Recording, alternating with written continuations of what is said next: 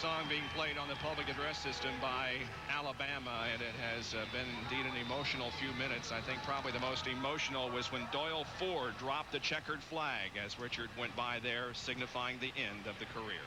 Let's go down to the Richard Petty car.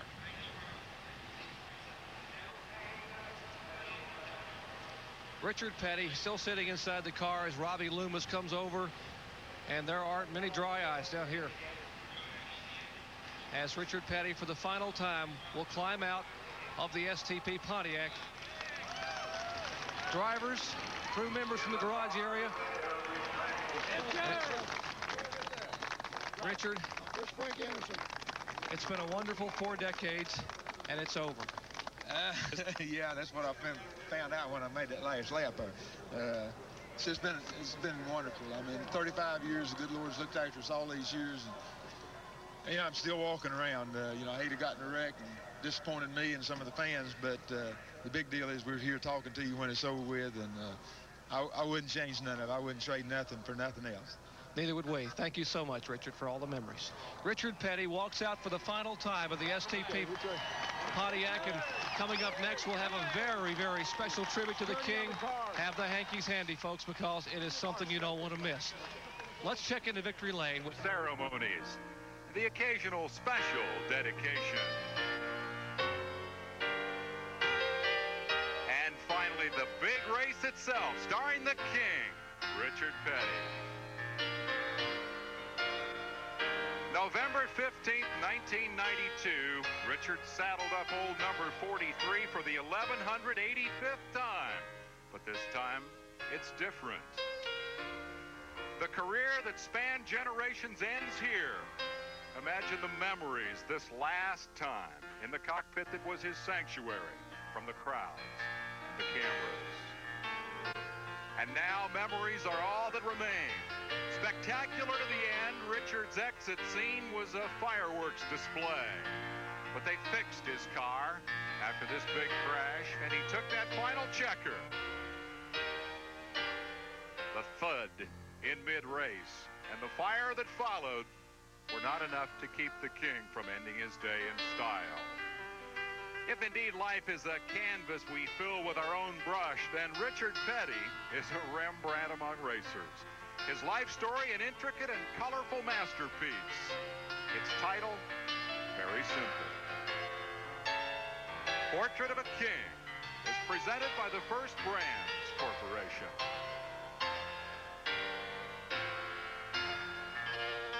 An impressive array of Sam Bass images of Richard Petty provide the backdrop for our Portrait of a King. Hello, everyone. I'm Dave Despain. We welcome you. It is now official. Richard Petty's career as a driver is over. He is the only man in sport whose retirement could have created all the fuss that we've seen here today and indeed all season long. The phenomenon begs for comparison. I'm reminded of Jabbar's last campaign, all those emotional tributes in arenas that he played for the final time. But there's a big difference. Basketball was there before Kareem hit the boards. Stock car racing is entirely a product of Richard Petty's lifetime.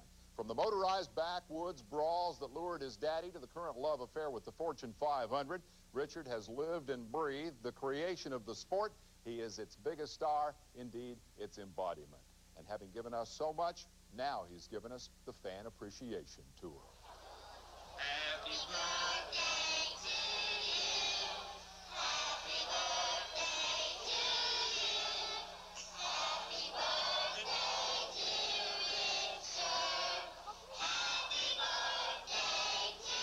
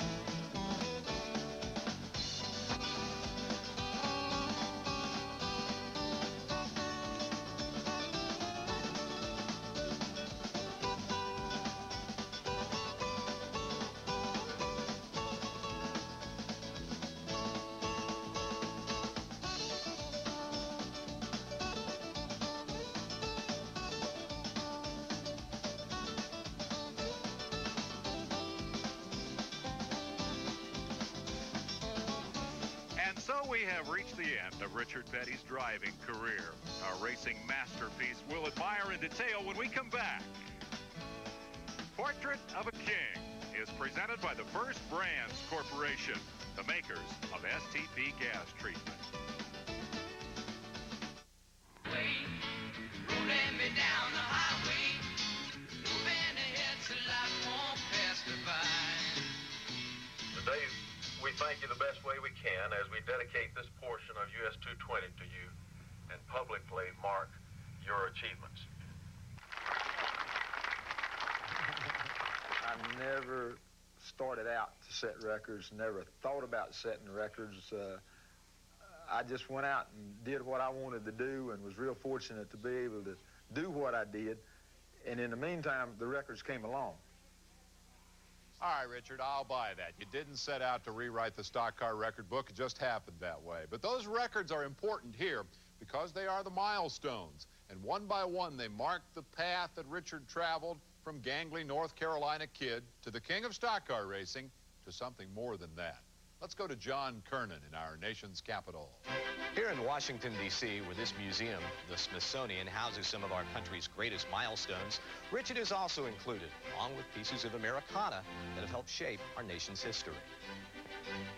As the car that accomplished win number 200 back in 1984 sits quietly in this hall, its presence here truly puts into perspective the enormity of Richard's achievements.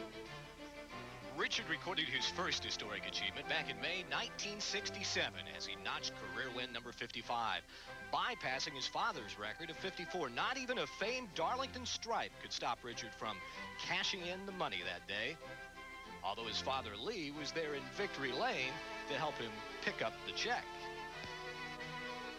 But the victory celebration was far from over that season.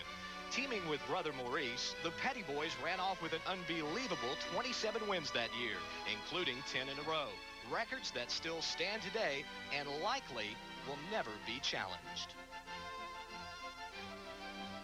That particular record of 27 wins in, 47 races or 46 races, whatever we run, they don't run that many races now. You know, some of the records and stuff that might be completely out of the realm of possibility because the circumstances now and the system is so much different than what it was when I came through. As the 60s came to a close, America focused on the unknowns of space exploration as man walked on the moon. Meanwhile, in North Carolina, Richard Petty was exploring his own uncharted territory, picking up career win number 100. In Bowman Gray Stadium in Winston-Salem, North Carolina, 1969, quarter-mile flat asphalt track around the football field. As the years passed, Petty continued his exploration of the unknown, logging his 100,000th mile in 1972 in Ontario. And some 11 years later, a young cable network got a thrill of its own, covering a little bit of history. Bob Jenkins makes the call. Bill Elliott from Dawsonville, Georgia, looking for his first win onto the Tri-Oval. Still, Richard Petty leads the way as we have 2 laps to go. This is the final lap at Rockingham, less than a mile to go. Here they come toward the 4th turn, and the start-finish line coming up. Bill Elliott will make one desperate attempt as he goes to the inside. Richard Petty holds him off, and Richard Petty picks up a victory at Rockingham, North Carolina Motor Speedway, his first since 1981, and the crowd celebrates with King Richard. It's been a long time since he was in victory lane, and ESPN has brought you his victory live this afternoon. It was emotional for me. I told them I was glad I had my sunglasses on where they couldn't see how emotional I got. But when your daughters do something like that in front of all the people, and like I say, it's thousands start, that was a big, another one of our big days. It's Richard Petty. He revs up the STP Pontiac. Yarborough hounding him. It's just nose to tail on the back straightaway. Up ahead, 5 slower cars as they move for turn number 3. Yarborough now dives to the inside, tries to get inside the STP Pontiac. He's not there. Now he is up beside Richard Petty as they hit turn 3. Yarborough down low. Petty's up the banking. Yarborough pulls up in front of him. Petty right up on his bumper, points his nose down inside. They race back to the checkers. A lap car ahead. Petty right down to the apron. They're side by side. Richard drafts down to the bottom of the racetrack. They are door to door in the dog leg. They touch coming to the Tri-Oval down to the line. It's Richard Petty by a foot. Petty wins his his 200th career NASCAR victory. The only record I ever really wanted was the 200th one, and that when I got it, I couldn't do no more. But that was the only one that I really tried to get. Richard Petty really is one of our country's great pioneers, truly deserving of his place in American history. If I set a goal and got to it, I didn't set it high enough, and then if I set one and never did get it, then I was always going to be disappointed. But I always looked at the situation of saying, you know, let's just do better today than we did yesterday, and I always felt like we'd go forward that way.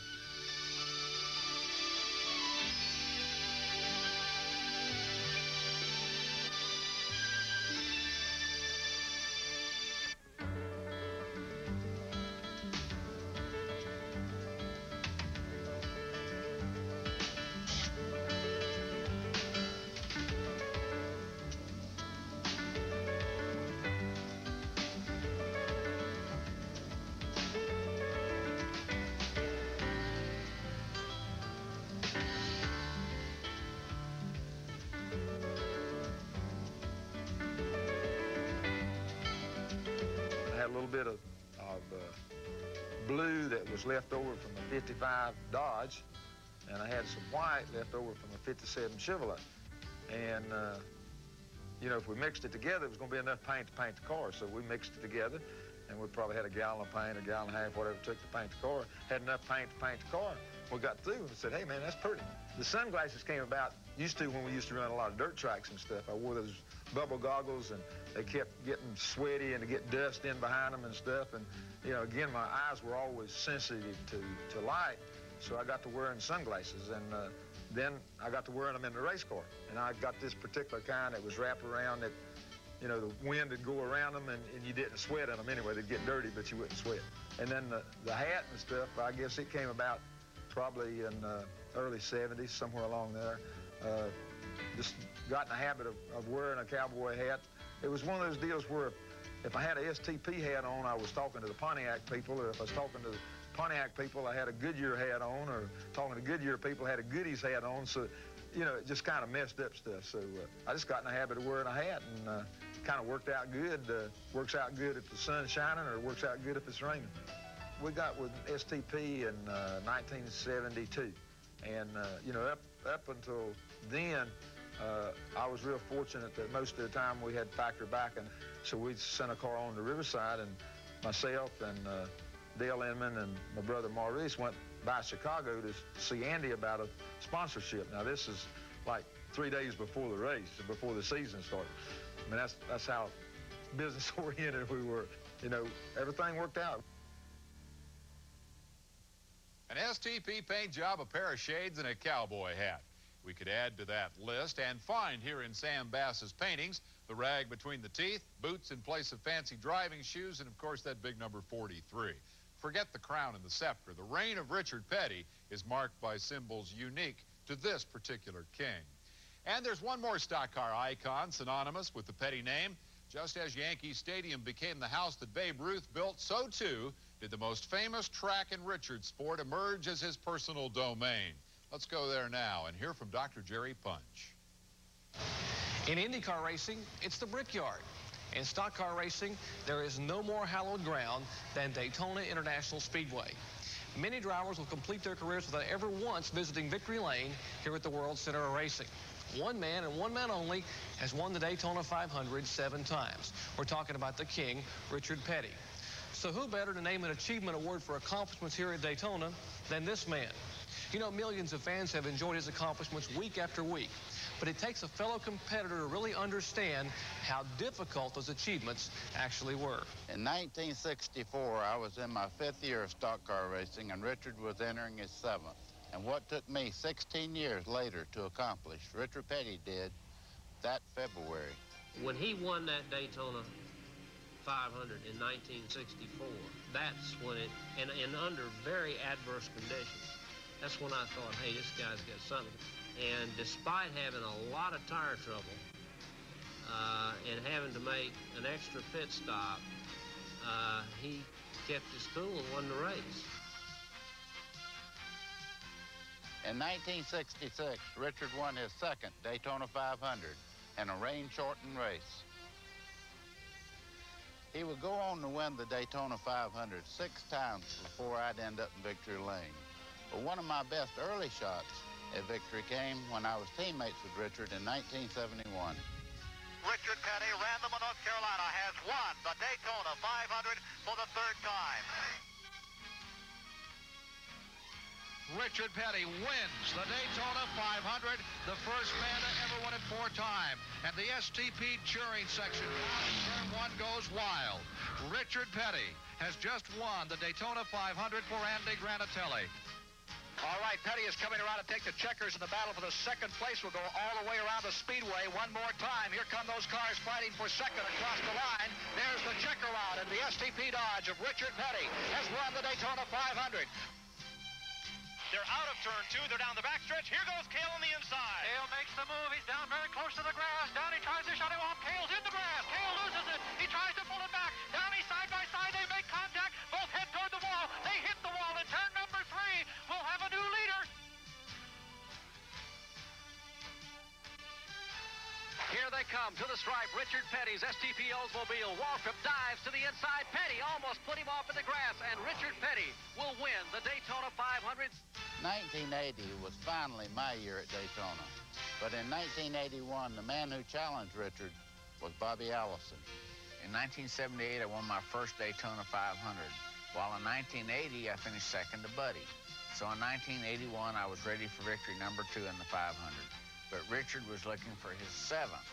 And when it was all over, it came down to pit strategy. The team leaders were telling me, you know, we got to run easy, we got to go easy. And I was saying we need to go ahead and go when we ran out of gas. Richard Petty was sitting there, pitted at the proper time, and coasting around that racetrack out of gas is what cost the race. In this Richard Petty's final year of competition, racetracks all across the country have added thousands of these seats. And even that wasn't enough to accommodate the millions of fans who wanted their chance to say farewell to the King. Ironically, many of those fans weren't even born when Richard Petty won his first of 7 Winston Cup championships. The year was 1964. Lyndon B. Johnson was president, but a youthful Richard Petty was about to establish himself as the King. Over the next 11 years, the victories mounted and the championships followed.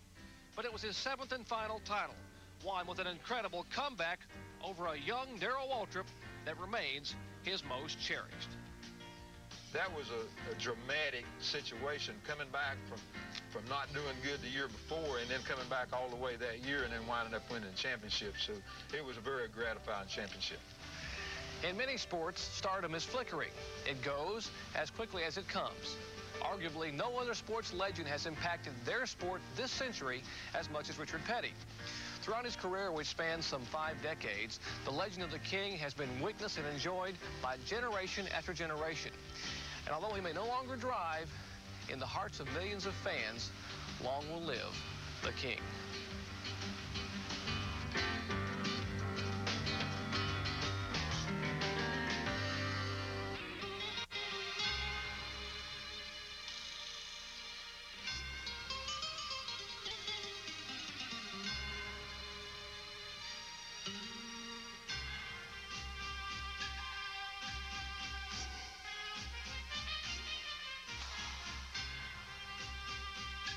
During his farewell season, Richard Petty's career has been recounted, undoubtedly embellished, and his presence has been endlessly hyped.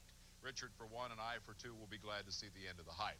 Point is, if we judge this career by what's been said in the last 12 months, there wouldn't be a wart in sight. And in fact, what Richard said a long time ago was, it ain't always pretty. Amid all the highlights, there were also controversial run-ins with other drivers, complaints that the Pettys were the privileged haves in a world of have-nots. There was, do I dare say, cheating in the context of the King. Call it creative interpretation of the rules. And worst of all, there were those crashes. Benny Parsons has some thoughts on the bad times. You're right, Dave. Richard Petty has had many bad things happen to him, but a lot of good things as well. Probably none better when they dedicated the statue to the King. But Richard Petty, like most race car drivers, remember the bad things much better than the good. He'll probably never forget Darlington, 1970. That was one of the worst wrecks I had. Broke the steer, and the car come down to the inside, turned over 4 or 5 times, and my arm kept coming out the window, and look, it really, really looked bad. When we got to him, the car was upside down, and his arms, you know, he's long and lanky, and his arm was just limp laying in the car. And you know, the first thing I thought that he was dead, you know. And of course, I'm in the car with him, and when I unstrapped the belts and we're trying to hold him, you know, a big lanky body like that, he hit pretty hard when he did come down. And he groaned, and so I knew he was alive. The 1976 Daytona 500, a classic Petty-David Pearson battle, results in the ugliest but most memorable finish in history. As they hit the banking, they're three abreast with a lap car. Pearson moves in front of the STP Dodge. Petty comes back to the inside. They almost touch as they move down low in the banking. They're going to be side by side as they exit the bank and head for the finish line. Richard Petty goes back in front. They both spin. They're in the wall. Petty is slamming into the wall. He's coming down toward the finish line. Will he make it? He's still moving. The car stops 300, 400 feet shy of the finish line. Pearson is still running. Here's Petty trying to fire to come across the line. David Pearson moving down through as they come to the stripe. The winner is car number 21. At the time, he didn't know it, but he had me beat. If he hadn't come over and you know, and at least hit, people want to know if I was mad. And I said, no. I remember exactly what I said. I said, no, I'm not mad. But if I hadn't won the race, I believe it would have been, you know. After Pearson, Richard's biggest rivalry came with Bobby Allison. There were times when he wanted to run on the same part of the racetrack that I wanted to run on. Exactly. And somehow I was able to get my car up to good enough speed that I could be there on that part of the racetrack that he wanted to be on, where a lot of the other guys couldn't keep up. And, you know, that did put us at each other frequently, you know, almost constantly. One of the enjoyments that I've had along the way is being able to be a pain in the neck to Richard Petty. There were younger challengers, including Darrell Waltrip, who learned some hard lessons from the King fast. Well, you can see it happening right before you. They're coming to turn 3. 2 more turns to go. Richard Petty still side by side. Donnie Allison is still hanging in third. Oh! Petty has got the lead, but there comes Waltrip down below him as Petty slid up high. Donnie Allison trying to move past Petty into second place. They're coming to the finish line. It is Darrell Waltrip winning the Rebel 500. Petty is second. I didn't get the full impact of what Richard Petty meant to this sport or who he was until I actually started to compete in it. When I stepped it up a notch and I got to run in that crowd, I was a little bit eager. That's when I really got to know Richard on a personal basis, and I'm talking like up close and personal, you know. He got the longest, get him to show you this finger right here sometime. He can stand 4 feet away from you and poke you in the chest with this finger, and it's crooked. I don't know whatever happened to it.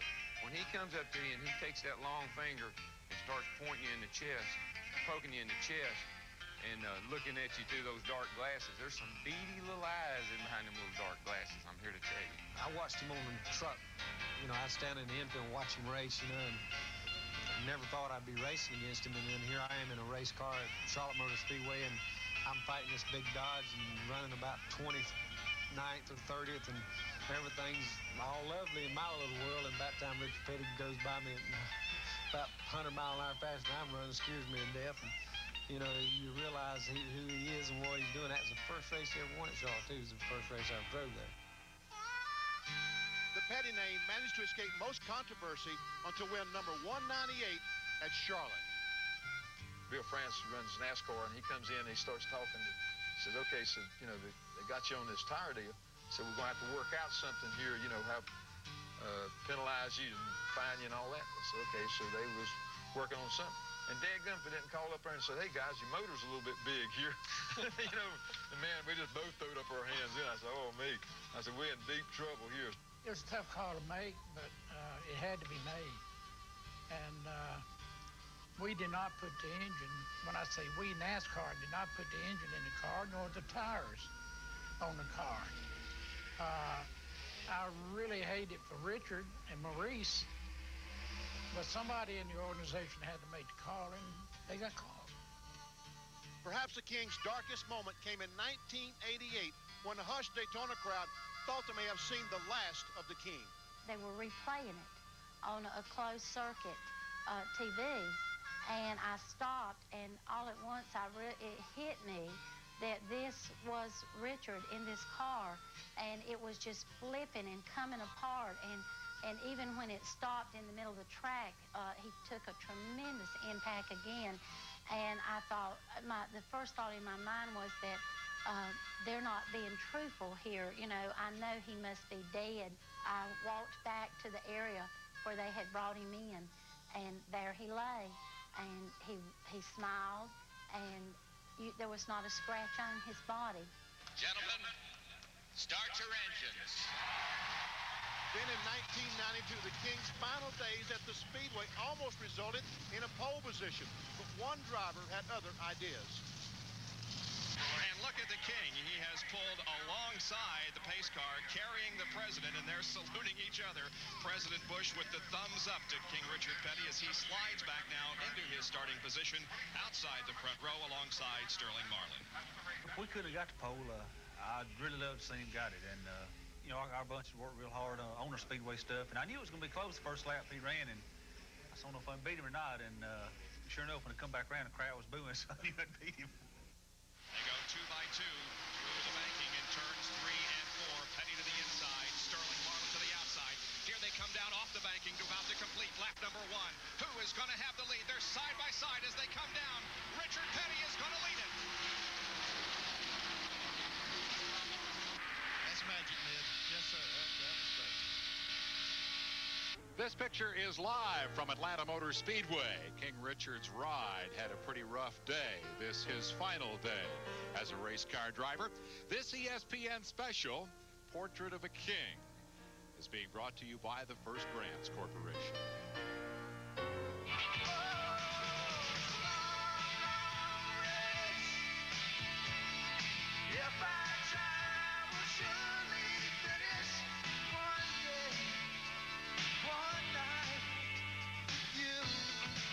Richard Petty grew up in Level Cross, a wide spot on the road to Randleman, North Carolina. His Carolina small-town heritage shaped every facet of his character and shaped them permanently. His friends then are his friends now. You and I may lift him onto a pedestal, seat him on a throne, but the guy is really the king of the common man. From the family race shop, Richard's boyhood environment, here's ESPN stock car analyst Ned Jarrett. This is where it all began, Petty Enterprises. Today, it's a high-tech racing facility. But some 40 years ago, a lot of blood, sweat, and tears were shed between those walls as men worked 24 hours a day to build race cars for Lee Petty. Then sons Maurice and Richard Petty would carry the torch as they tried to follow their dreams in auto racing. It all began on February 28, 1960, when a man named Dick Petty won his first race. When I first started running, a lot of the press did call me Dick. It's just an automatic nickname for Richard. And I don't know, they did that for a little while after I started running, and then I think I won a race or two, and it was Dick Petty won the race. And I think Mother found 3 or 4 reporters together one day, and she just went up to him and said, if I wanted him called Dick, I would have named him Dick. His name is Richard, and I want to see his name put down as Richard. So after that, it's always been Richard.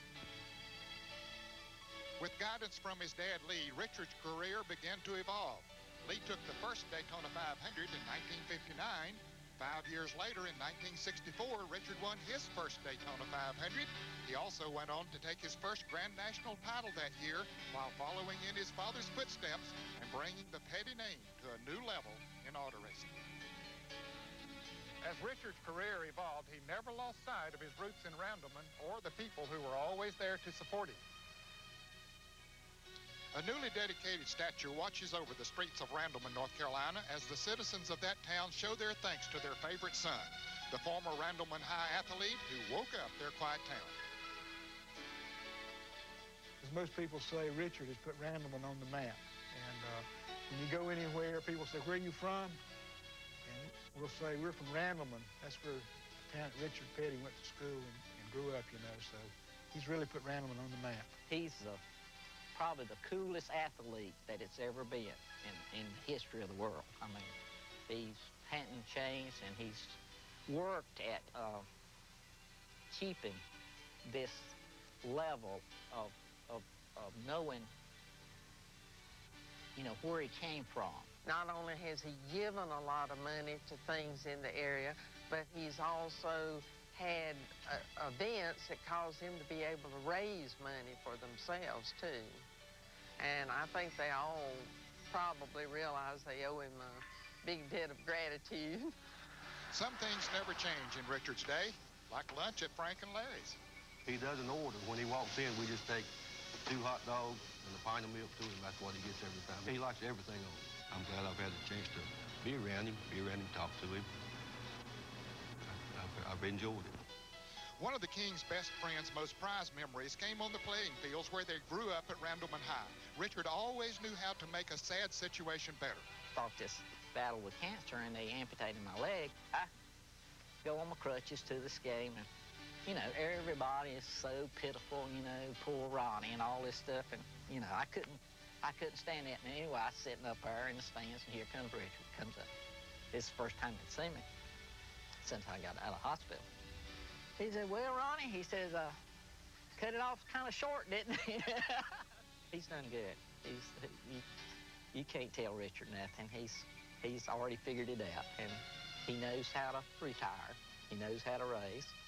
He knows how to be a family man. And you can't tell him nothing.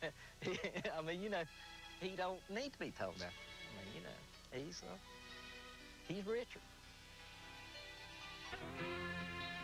A child arrived just the other day. He came to the world in the usual way, but there were planes to catch and bills to pay. He learned to walk while I was away, and he was talking for I knew it, and as he grew, he'd say, I'm gonna be like you, Dad. You know I'm gonna be like you. This is the house my parents lived in when they were first married. I lived there for a little while. When they first got married, they worked really hard to make things better for them, better for us as we grew up. But like I've said before, you know, it was a normal childhood. It was just like anybody else's. Until I was 9 or 10 years old, I thought everybody's parents had a race car. You know, we spent a lot of time at racetracks, a lot of time following Richard Petty around the racetrack.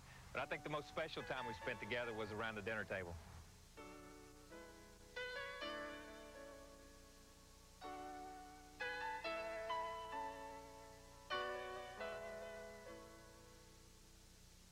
As you can tell from previous interviews, my kitchen has changed quite a lot.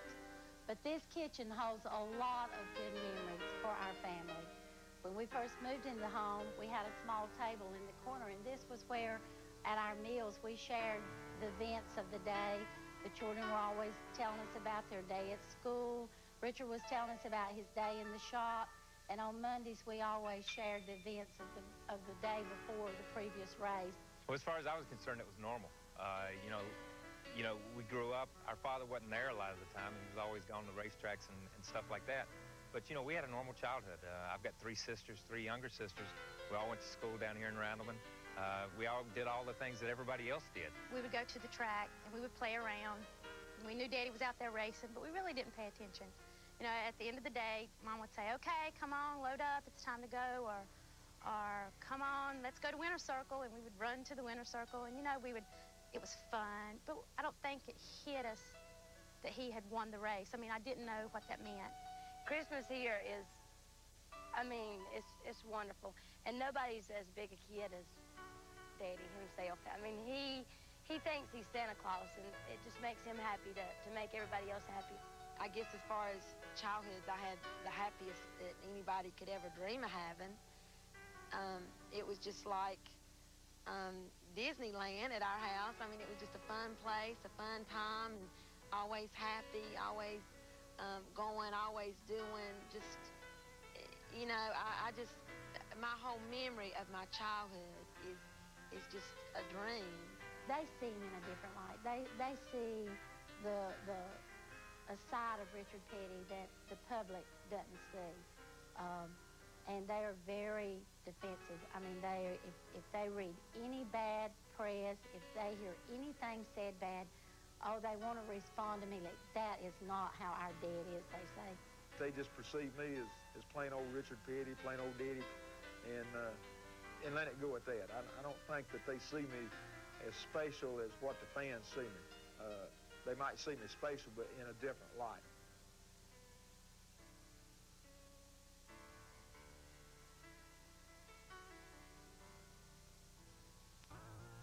those of you expecting to see Virginia Slims tennis, stay tuned. That action from Philadelphia following this ESPN special.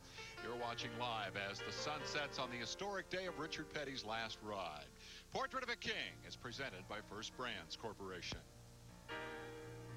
You know, every pundit in racing and many more outside the sport have taken the opportunity in the past year to have their say about the King. That's well and good. He deserves the accolades. But the most interesting perception of the King is that of the King himself. Let's begin with the matter of how he got that nickname.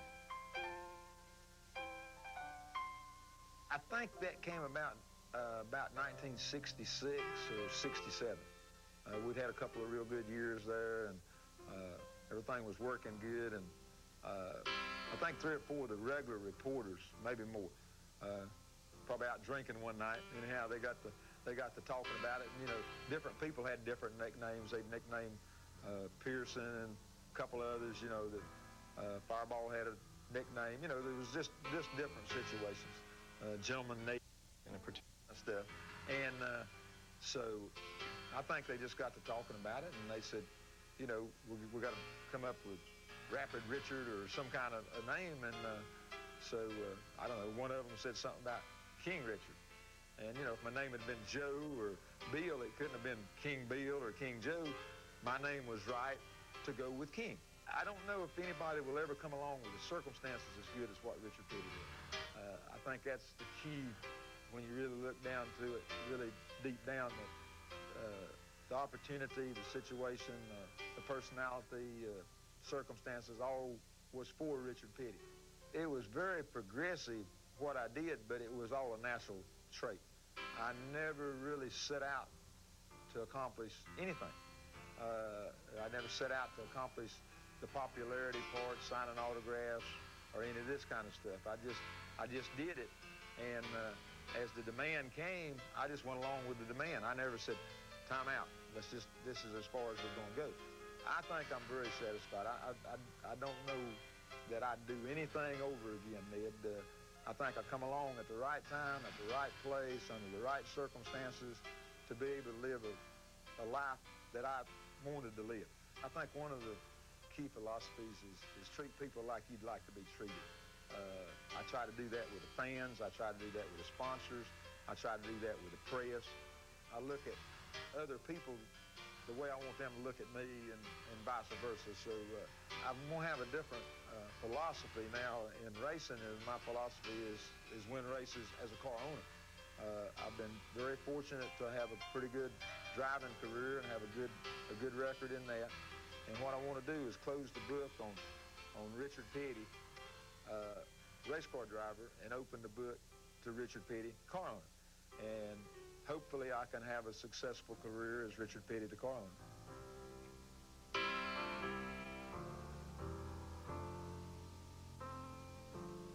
The shot is live from Atlanta Motor Speedway. You see the jammed infield. The King's minions turned out in record numbers today to see his final ride, and they may be part of the all-time record Georgia traffic jam. Some of them will be here for a long, long time, but what they saw today was certainly well worth it. Portrait of a King is presented by First Brands Corporation, makers of STP gas treatment, and in part by Smooth Bush Beer and easy drinking Bush Light, and by Goodyear, #1 in tires. You know, kings once crowned typically rule for life. Turning over the driving chores doesn't mean Richard is abdicating his throne. But he's reached the final milestone as a driver, and so it's time to think about how we're going to remember this guy. I'll remember him 3 ways. 1, he didn't plan any of this. He just did his best and let the chips fall. 2, he lived the golden rule, and for a race driver, that's not always easy. And 3, he has great taste in hats and glasses. His colleagues, friends, and family will add the final few brush strokes to our portrait of a king. I'm Dave Despain. So long, everyone. In 1964, Richard Petty won the Daytona 500 for the very first time and qualified a stock car Plymouth almost 175 miles per hour. He was the biggest news in stock car racing. In August of 1964, I ran my first Grand National race. I was in awe of everyone there. But one fellow walked up to my car, stuck out his hand, and said, "Hi, I'm Richard Petty." I'll never forget it. You think about the idea, well, maybe he's getting too much credit, or, you know, maybe somebody else didn't get enough or something like that. But you only have to think about it a few minutes and say, no, he earned it. He's earned every bit. And what he did was good for the sport. It wasn't just good for Richard Petty. I'm just thankful to have had the father that I've had, and I've had the kind of life that any daughter could ever dreamed of. And I just want to say how proud I am of my father and that I love him very much. Thank you. Thank you for the values that you've given to us. Thank you for the wonderful father that you have been. And thank you for being the person that you are. And I love you. One of the things that impresses me most about Richard Petty is the fact that after 7 championships, 200 wins, and all the other things that he accomplished in the sport, that he hasn't changed. He's still the same Richard Petty that I remember racing against for the first time in 1959. And I'm so happy that the 6.5 years that I spent driving race cars were during a part of his career. I think to me, not only in racing, but in my personal life and growing up, that Richard Petty meant everything to me. He taught me everything I know, whether it's driving a race car, how to deal with fans, how to treat people. And I think in that aspect, you can't separate Richard Petty from Linda Petty. They're both the same as far as that goes. And they both just gave us a good set of values to grow up on. And, you know, I can't think of any other way to thank them except say I love them. I just wanted to say how proud and honored I am to have been a part of Richard Petty's life, and that I'll get all choked up, and that he really is my hero. I don't know why my path crossed with Richard Petty, but it did. And I'm just so thankful that I've been a part of his life